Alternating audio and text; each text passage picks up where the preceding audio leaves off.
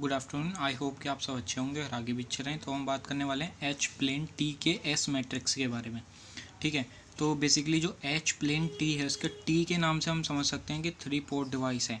ठीक है, तो ये जो एच प्लेन टी होता है ये दिखने में कुछ इस टाइप का होता है, और जो ई प्लेन टी होता है उसको भी मैं आपको एक बार दिखा देता हूँ ताकि कि आपकी कन्फ्यूजन दूर हो जाए। ये देखिए, ये मैंने पतला बनाया है और ये हिस्सा चौड़ा बनाया है।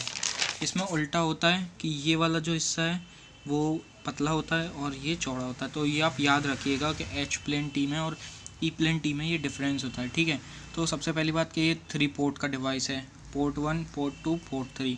ये वाला जो पोर्ट होता है, आर्म जो होती है, इसको हम बोलते हैं एच आर्म।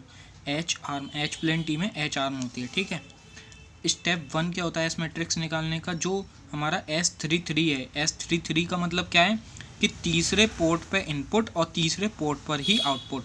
तो पोर्ट 3 पर अगर हम इनपुट देंगे यहाँ से और इसी पर आउटपुट लेंगे तो वो हमारा 0 होगा। मतलब इस पोर्ट से इनपुट दिया है तो हमें इस पोर्ट पर ही आउटपुट नहीं मिलेगा, बाकी के दोनों पोर्ट पर आउटपुट मिलेगा। ठीक, स्टेप 2 क्या है हमारा कि S13 S23 के इक्वल है।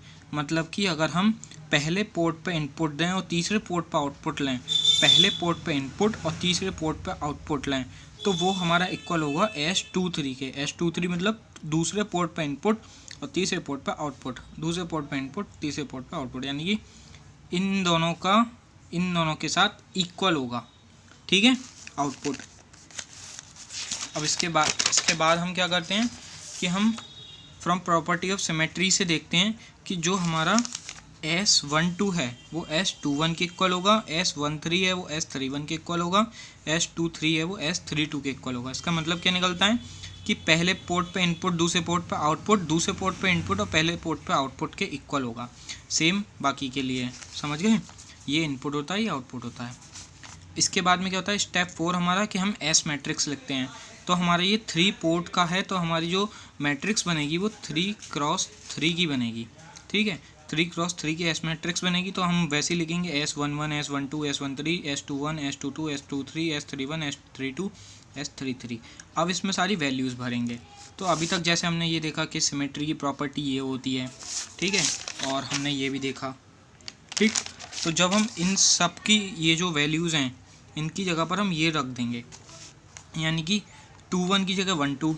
तो देखो 21 कहाँ है, 21 यहाँ पर है, 21 की जगह 12, 31 की जगह 13। ठीक है, 32 की जगह 23, 32 की जगह 23 की जगह भी हमने यहाँ 13 इसलिए लिखा है क्योंकि 23 जो होता है वो 13 के इक्वल होता है।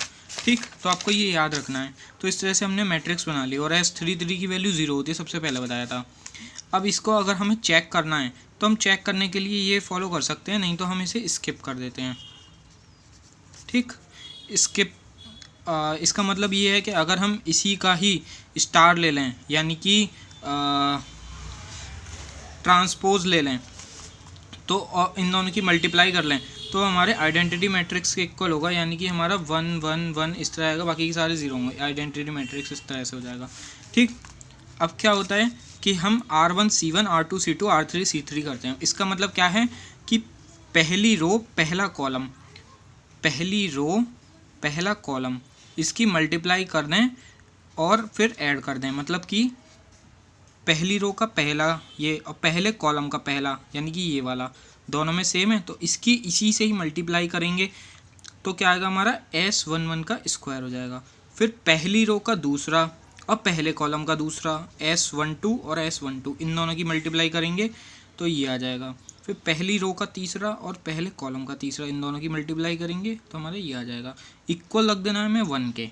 ठीक, इसी तरह से दूसरी रो दूसरा कॉलम, दूसरी रो ये वाली और दूसरा कॉलम ये वाला।